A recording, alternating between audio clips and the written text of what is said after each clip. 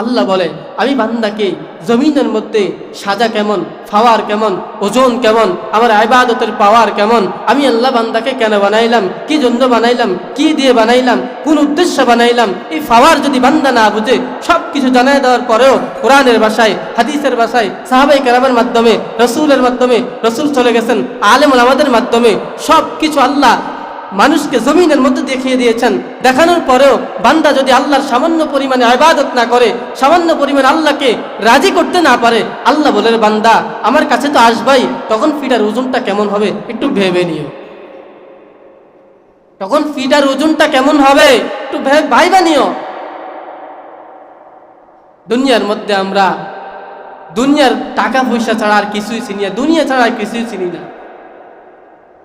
অথচ আপনি একটা ভারও ভাবেন না যে দুনিয়া তো আমাদেরকে তাড়াই দিবে। আপনার যে সন্তান আপনাকে বাবা বলে ডাকে, আপনি যখন এই খাটে শুয়ে যাবেন আর বাবা ডাকবে না, তখন লাশ বলবে লাশ। তখন আপনার বাবার হালাত আর থাকবে না, পরিবর্তন হয়ে যাবে, অলরেডি পরিবর্তন হয়ে যাবে। এই হলো আমাদের দুনিয়ার হালাত। দুনিয়ার মধ্যে যদি আমরা দান্দাবাজি আর চান্দাবাজি করে চলতে পারি, খাইতে পারি, ফ্যাট চালাইতে পারি, এটাই আমাদের দুনিয়া, এটাই আমরা কামিয়াব না, এটাই আমাদের কামিয়াব না।